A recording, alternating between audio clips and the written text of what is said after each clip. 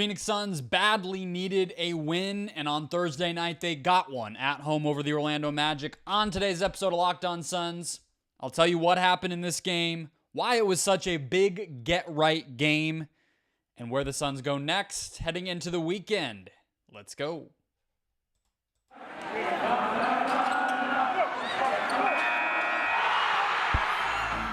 You are Locked On Suns, your daily Phoenix Suns podcast. Part of the Locked On Podcast Network, your team every day.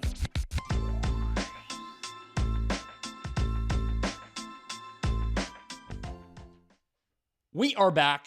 This is Locked On Phoenix Suns. We are part of the Locked On Podcast Network, and I'm your host, Brendon Kleen, a credentialed media member covering the Suns for the past 6 seasons, a writer at Suns.com, and the host of the Just Basketball Show wherever you get your podcast. Thank you for making Locked On Suns your first listen to close out the week.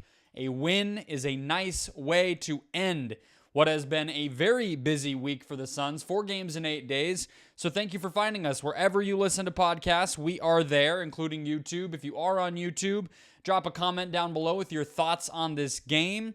If you're everywhere else, give us a nice rating and review. You can also follow along at Locked On PHX Suns, where we have fun on game nights, catch the newest episodes, maybe some fun retweets as well.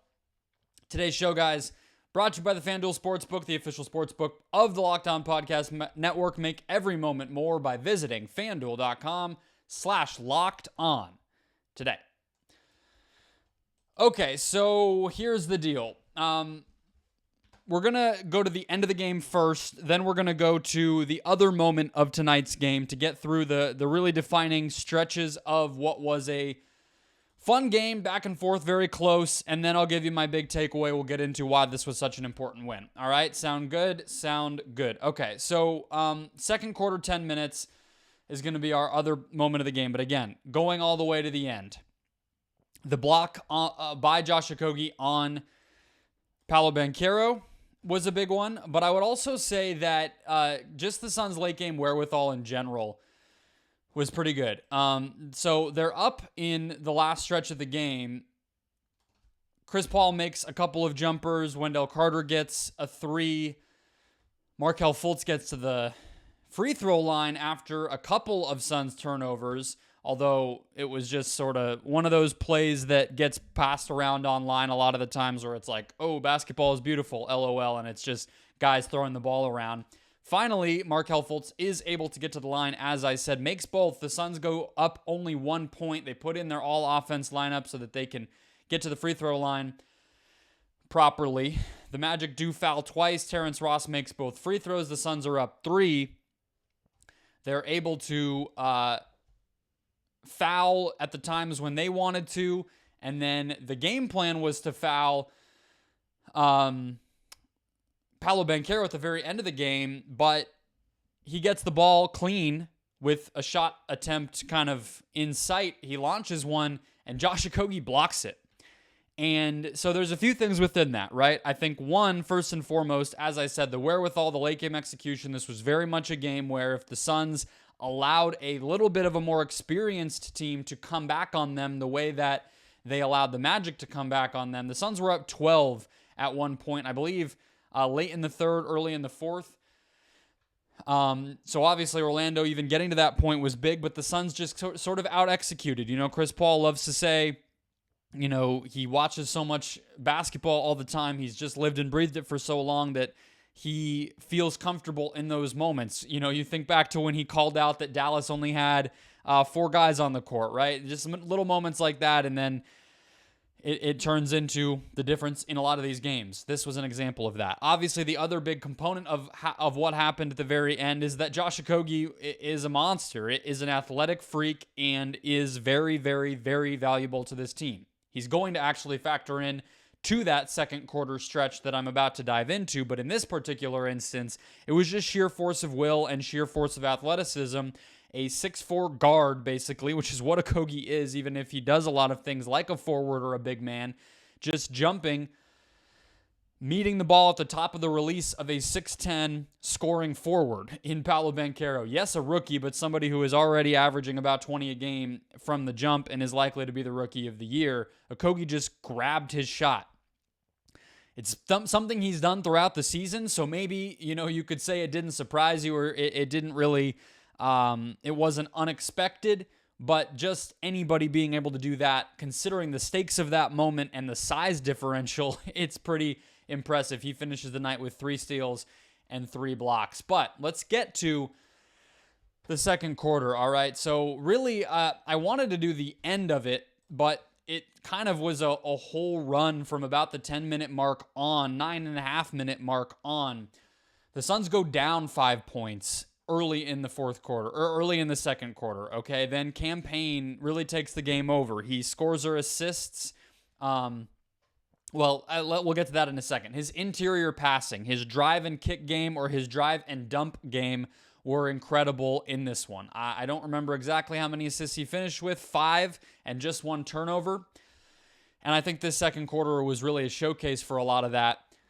He gets 2 quick buckets, assists on 2 quick buckets, right when the Magic take that 5-point lead, and that lead is now gone. All right. Then a few minutes later, you get some vintage moments.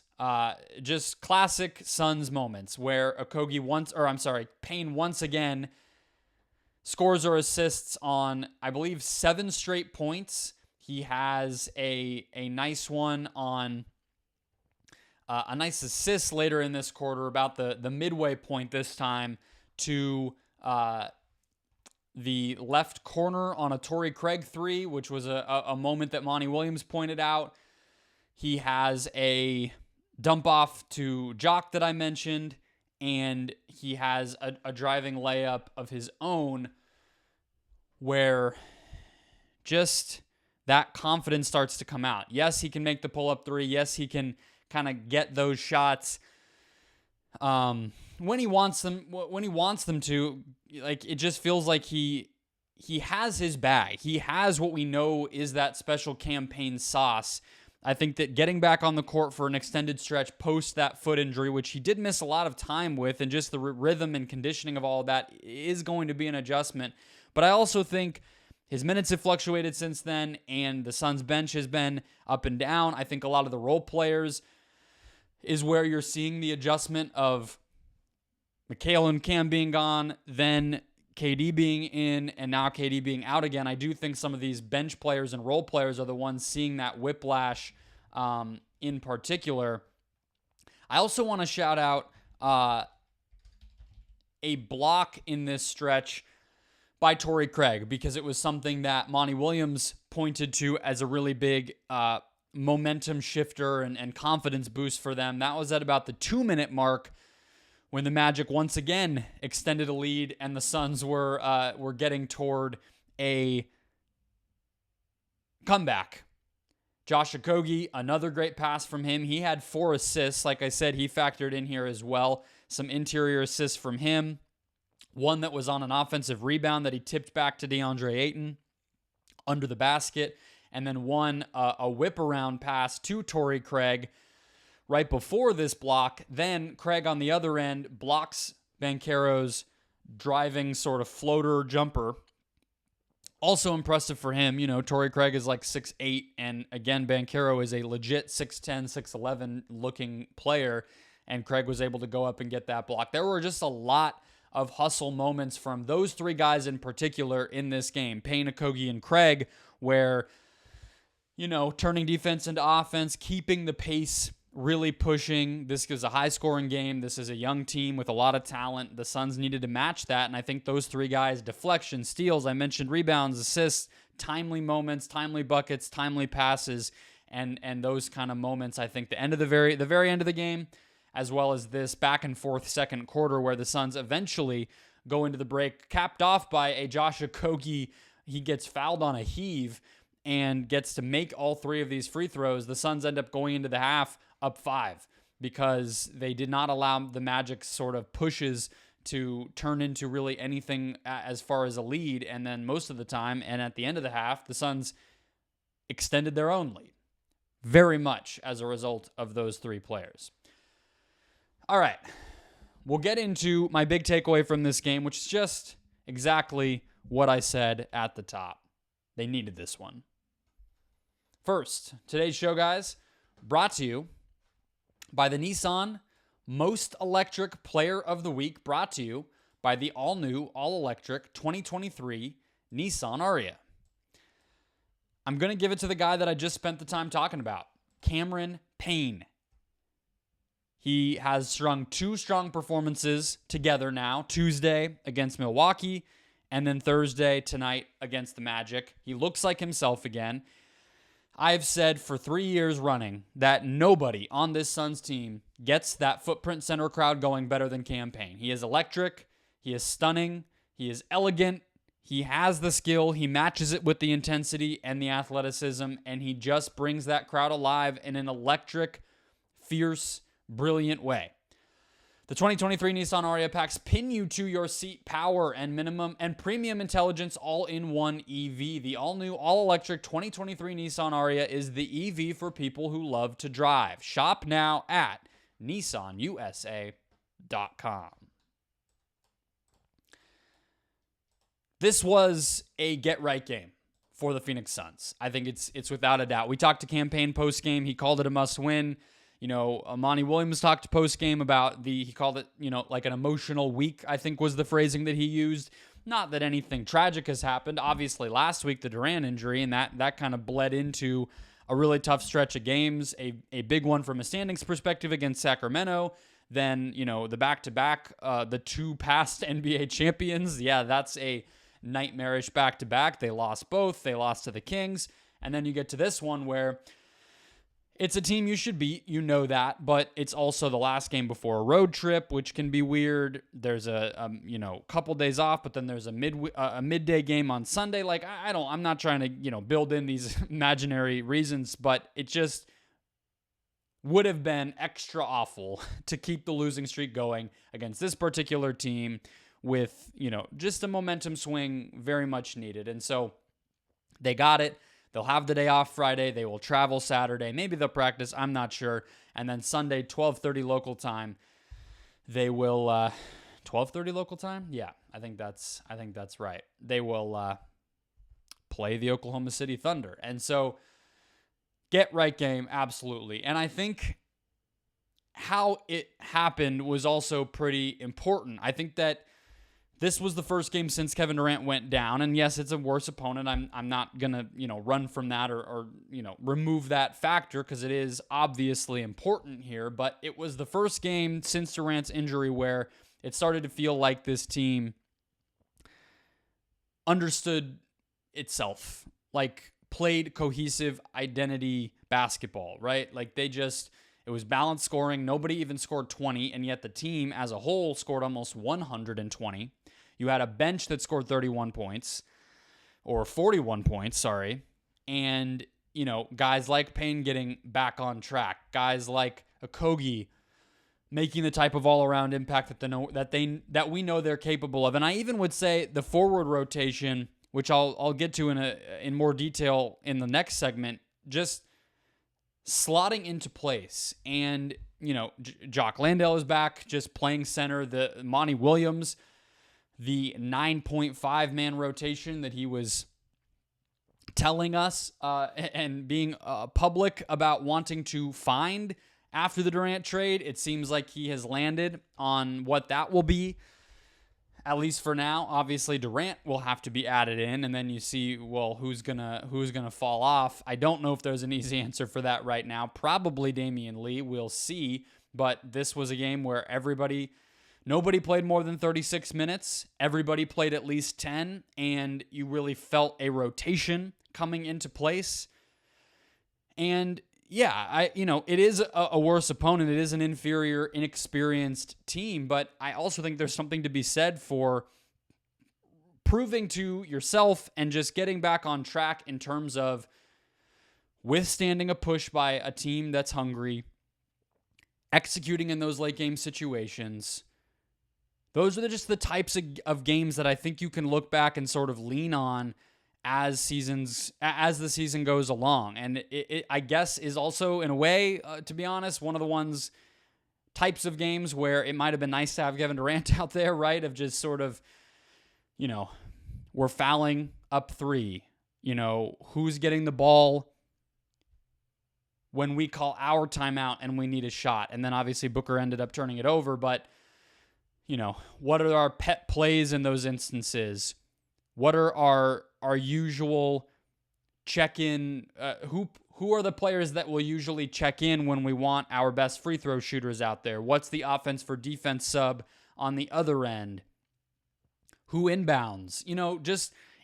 There's going to be opportunities for those games. KD will play about 5 more if he comes back in time. We'll see. He was out there getting standstill shots up at shoot-around on Thursday morning, so we can all sort of hold out hope that maybe he comes back sooner than the 31st against Denver at home. But even if it's then, there'll be some games, there'll be these opportunities. I'm going to set the KD stuff aside a little bit and just say that regardless, this is one where you were pushed, but you knew you were the better team, and you just had to get the job done, and you did it. And meanwhile, you got the balanced production, you got a more cohesive rotation and sort of balance to who was playing and how they were playing, and you come away with a victory that would have really sucked to not get, heading back onto the road, and with, from a standing standpoint, things getting tight. The Clippers are 1 game back. They play the Magic next up. The Warriors have the Hawks on Friday night, so they could very easily continue to build up a cushion and win some games. The Clippers are on a 4-game win streak. That probably will be 5 if they can just handle business against Orlando. So you just needed to win the game, and they did. All right. We'll close things out with a couple box score oddities, more detail on the bench and the rotation, a take that I have about one position group that is finished, that is a complete product, and I will tell you what that is. And then that might wrap us up. We'll see. I might have something under my sleeve. We'll get to it in a second. First, today's show, guys, brought to you by BetterHelp. It's never too late, and there's never a bad time to reach out. Find people that will help you learn something new about yourself, will help you find self-awareness and understanding. BetterHelp connects you with a licensed therapist who can take you on that journey of self-discovery from wherever you are and whatever your lifestyle might be. My wife and I both have checked out a therapist over the past few years. Yeah, maybe driven a little bit by the craziness of 2020 and 2021 and all the way till now, but also just big life changes. We're both in our 20s. We're both moving through life. I'm not saying that is relevant to all of you, but I'm just telling you that I'm speaking from experience. If you're thinking of starting therapy, if you want to understand yourself better, become the best version of yourself, it's not just for people who've experienced trauma or who have something specific to discuss. It can just be helpful to get out of a funk, to be better, to be at your best.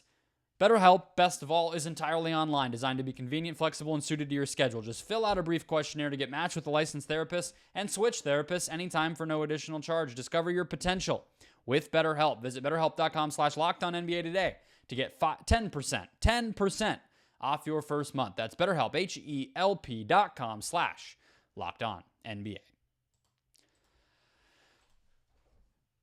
The forward group for the Phoenix Suns, I am here to tell you, is locked in. Okay? And I hinted at it a minute ago when I said, yes, tonight's rotation was that 9.5. Damian Lee plays 10 minutes, basically 9/10-man rotation that Monty Williams has been trying to find. I think these are the 10 players who make the most sense. The guys who got DNPs were Baisley, Warren, and Biyombo. I think it's clear to anybody who's watched this team that those are the 3 guys who have proven the least, or who demonstrated the least two-way ability within the context of this roster since the trade. Obviously, when you talk about forwards, or you even talk about the rotation at all, there is a big Kevin Durant-sized hole missing in it right now, right? So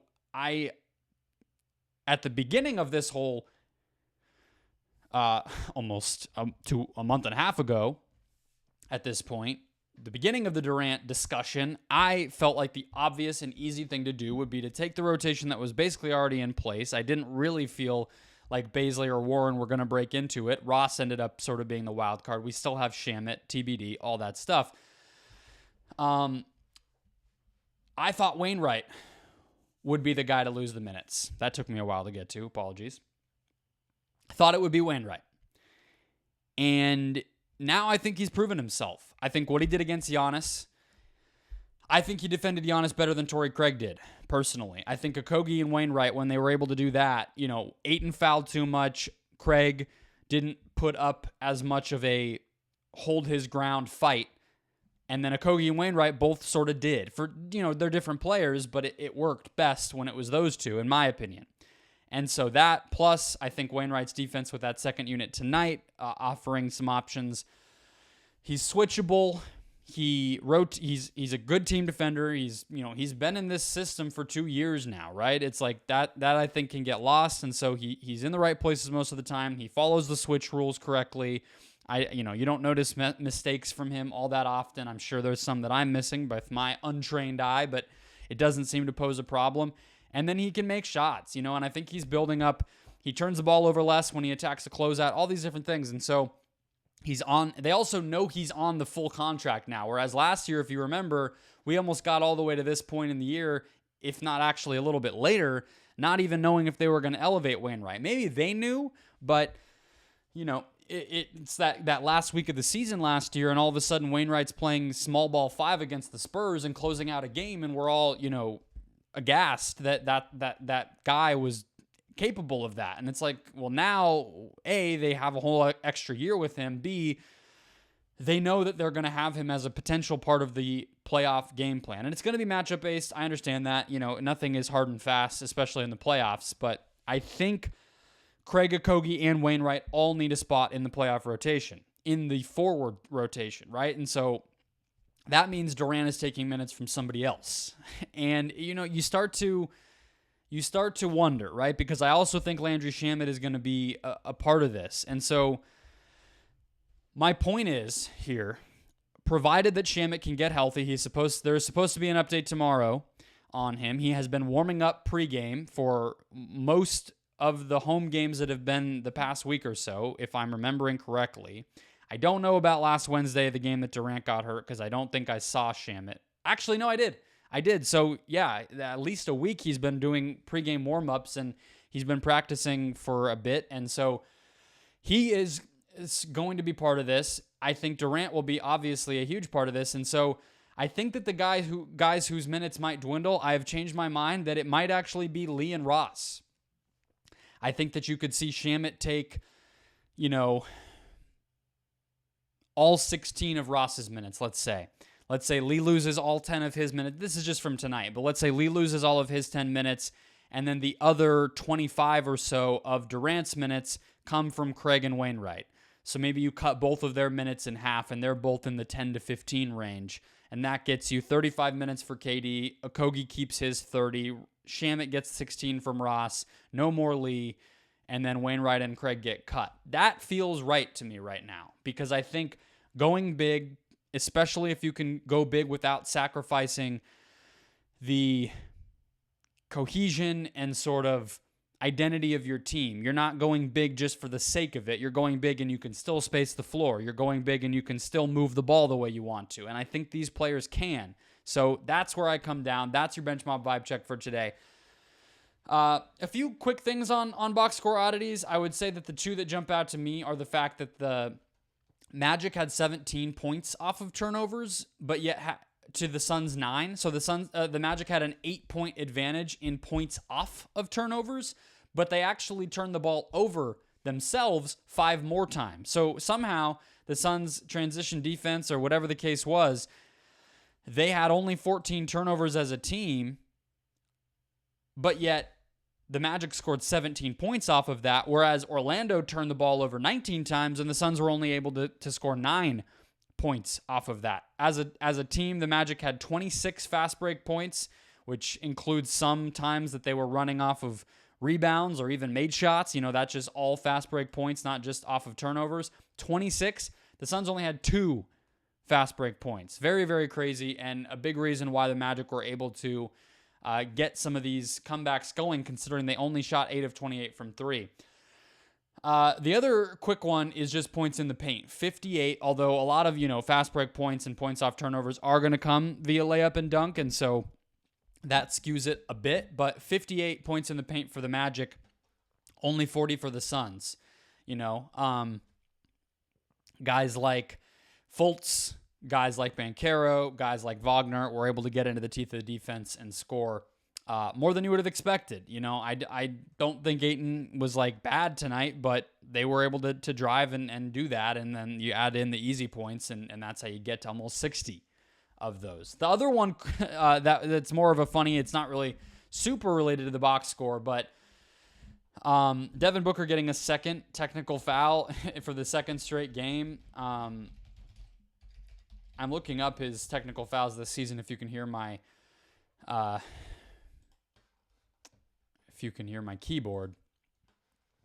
Now this ad block is just not going well, folks. That's the other box score oddity, though, is these back-to-back games where Booker is being demonstrative and frustrated by the calls and all that stuff, and basically just sort of deciding. So he had 7, I believe, going into this game, if this random teamrankings.com is to be believed.